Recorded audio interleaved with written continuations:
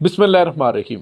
अस्सलाम वालेकुम नाज़रीन, मैं हूं डॉक्टर अली और आप देख रहे हैं मेरा फेसबुक और यूट्यूब चैनल। नाज़रीन, आज 2 फरवरी सन 2024 और जुम्मतुल मुबारक का खूबसूरत सा खुशगवार सा दिन है। और आज नाज़रीन एक बहुत बड़ी ख़बर जो है वो सामने आ गई है। रेड सी के अंदर अमेरिका की हिम्मत टूट गई है, हिम्मत जवाब दे गई है।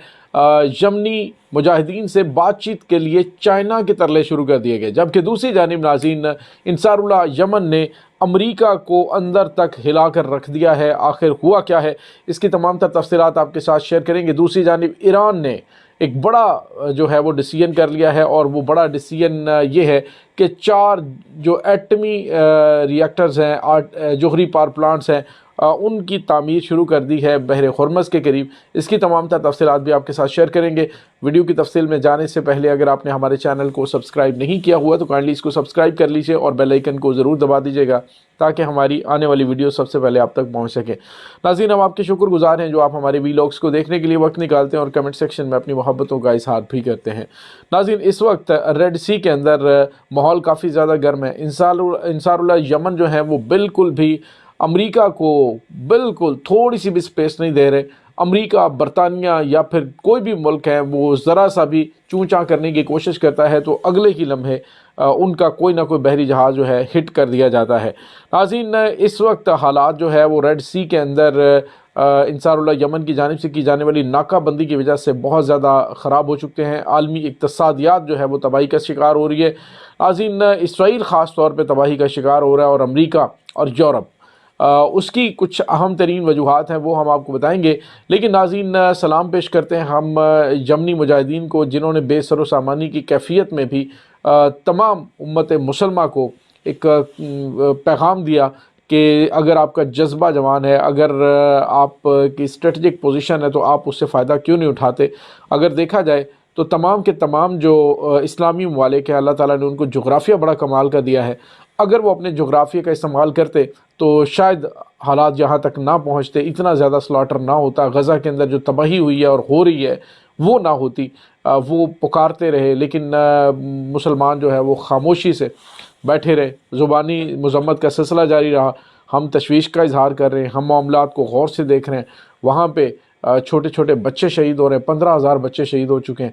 तो नाज़रीन, इस तमाम सूरत हाल के अंदर अगर सही मानों में अगर किसी मुल्क ने साथ दिया है तो वो ईरान है, जिसने अपनी तमाम प्रॉक्सीज़ को किसी भी तरीके से असलहा और गोला बारूद और सारा कुछ प्रोवाइड किया ताकि इसराइल और अमेरिका को सबक सिखाया जा सके। और नाज़रीन, इंसारुल्लाह यमन जो कि जिसको हौसी भी कहा जाता है, ज़्यादातर ये वो लोग हैं जो कि गुज़िश्ता 8 साल से अमेरिका और उसके इत्तहादियों के हमलों का शिकार थे, लेकिन अब उन्होंने अपनी स्ट्रेटजिक पोजीशन का फ़ायदा उठाया और गज़ा के मुसलमानों पर होने वाले जुल्म का बदला आलमी इक़्तिसादियात को झटका देकर किया। नाज़रीन, अब जो ख़बर आ रही है वो बड़ी ज़बरदस्त है और खुशाइंद भी है। वो ये है कि अमेरिका ने चाइना से रब्ता किया है। या नाज़रीन, इंसारुल्लाह यमन के हमलों को रोकने के लिए पहले रब्ता किया गया ईरान के साथ, और ईरान से कहा जी कि आप अपना असर सूख इस्तेमाल करें और इन्हें कहे जी कि हम पे हमले ना करें, हमारे जहाज़ों पे हमले ना करें।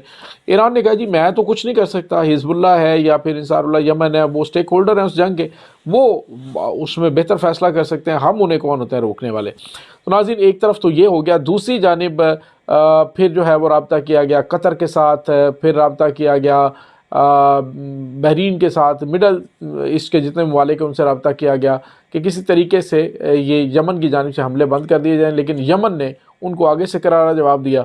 अब नाज़रीन, चाइना, आपको पता है रूस और चाइना के बड़े करीब के ताल्लुकात हैं हालिया दिनों में। अब अमेरिका ने पहले चाइना से रब्ता किया, चाइना से कहा है कि वो मुज़ाकरात करवाए और इंसारुल्लाह यमन से कहे कि वो हमले बंद करें, लेकिन इंसारुल्लाह यमन ने एक ही जो है वो मौक़िफ़ रखा है कि जब तक गज़ा पे हमले बंद नहीं होंगे तो किसी भी जहाज़ को हम छोड़ेंगे नहीं। नाज़रीन, यहाँ पे आपको ये बताते चलें कि इस वक्त कतर ने यूरोप को जो गैस फ़राहम की जाती है वो उन्होंने बंद कर दी है सिक्योरिटी की सूरत हाल की वजह से, क्योंकि जो कुछ हो रहा है बाब अल मंदब के अंदर, वहाँ से कोई भी जहाज़ गुजरने नहीं दिया जा रहा, जिसकी वजह से नाज़रीन यूरोपीय ममालिक ख़ुसूसन جو ہے یہ فرانس ہے، اٹلی ہے، برطانیہ ہے اور اس کے بعد جرمنی ہے، وہاں پہ نا اس وقت گیس کی شدید ترین قلت ہے اور سردی کا موسم بھی ہے، تو وہاں پہ کافی زیادہ مسائل پیدا ہوئے ہیں۔ اب لوگ احتجاج کر رہے ہیں سڑکوں پہ اور کہہ رہے ہیں کہ فوری طور پہ جنگ بند کی جائے، ہماری حکومتوں کو اس جنگ کے اندر شامل نہیں ہونا چاہیے تھا۔ ناظرین اور تو اور اب کل آپ کو پتہ ہے کہ جو یورپی یونین ہے انہوں نے یورپی ممالک نے 50 بلین یورو جو ہیں وہ یوکرائن وار کے اندر مدد کی، تو اس پر کسان جو ہیں سیخ پا ہو گئے، انہوں نے جگہ جگہ پہ آگ لگا دی، سڑکوں کو انہوں نے ایسے کھیتوں کے جیسا بنا دیا، وہاں پہ ہل چلا دیے اور ان کا اپنا احتجاج کرنے کا طریقہ ہے، وہ احتجاج کر رہے ہیں، امریکہ کے اندر احتجاج ہو رہے ہیں کہ امریکہ ہمارے ٹیکسوں کا پیسہ جو ہے وہ جنگوں پہ لگا رہا ہے، تو وہ کہتے ہیں جی جنگ جو ہے وہ اس کو فوری طور پہ بند ہونا چاہیے۔ یہ اٹلی، برطانیہ، فرانس، جرمنی، ان کے ممالک کے اندر کہا جا رہا ہے کہ گیس کی کمی کی وجہ سے شدید ترین ہمیں مسائل کا سامنا ہے۔ ناظرین قطر نے جو جہاز بزر، جو گیس پرووائڈ کرنے والے بزر جہاز ہیں، ان کو ان کی ترسیل روک دی کہ وہ اب گیس پرووائڈ نہیں کریں گے ان کو، یورپی ممالک کو، سیکیورٹی ریزنز کی وجہ سے۔ تو اب جو ہے وہ امریکہ گھٹنوں پہ آ گیا، امریکہ چاہتا ہے کہ اب ان کے ساتھ مذاکرات کرے، اسی وجہ سے شاید آپ کو پتہ ہے کہ حالیہ دنوں میں اسرائیل کی جانب سے بھی اپنی فوجیں غزہ سے نکالی گئی ہیں، شمالی غزہ میں دوبارہ سے لوگ آنا شروع ہو گئے ہیں، تو یہ ایک خوشایند چیز ہے، لیکن اس کے ساتھ ہی کچھ اور اہم ترین مطالبات بھی ہیں، وہ بھی حماس کی جانب سے سامنے رکھے گئے ہیں۔ اب ناظرین آپ کو یہ بتاتے چلیں کہ انصار اللہ یمن جو ہیں وہ بالکل بھی انہوں نے کہا جی کہ جب تک آخری فوجی نہیں نکلے گا تب تک ہم حملے جاری رکھیں گے۔ کل بھی آپ کو پتہ ہے کہ حملہ ہوا، آج صبح بھی حملہ ہوا، 24 گھنٹوں میں 3 بحری جہازوں پہ حملے ہوئے ہیں اور کوئی برطانیہ کا پرچم بردار ہے، امریکن ہے، تو کسی کو چھوٹ نہیں دی جا رہی، تو یہ ناظرین اس وقت چل رہا ہے۔ تو اب چائنا کی جانب سے کیا کوشش کی جاتی ہے اس کے بارے میں ابھی کچھ نہیں کہا جا سکتا، لیکن بہرحال امریکہ کی ہمت جواب دے چکی ہے۔ دوسری جانب ناظرین ایک اور بڑی خبر ہے اور امریکہ کے لیے یہ بری خبر ہے کہ ایران نے جو اسٹریٹ آف ہارمز ہے اس کے قریب اپنے 4 جو جوہری پاور پلانٹ ہے ان کی تعمیر شروع کر دی ہے۔ یہ ایک بہت بڑی اور غیر معمولی خبر ہے ناظرین۔ ایک طرف تو ایران یہ کہہ رہا ہے جی کہ ہم جوہری ہتھیار نہیں بنانا چاہتے، نہ ہم بنا رہے ہیں، وہ سلامتی کے لیے خطرہ ہوتے ہیں، انسانیت کے لیے خطرہ ہیں، لیکن دوسری جانب جو 4 جوہری ایٹمی پاور پلانٹ بنائے جا رہے ہیں ان کا مقاصد کیا ہیں؟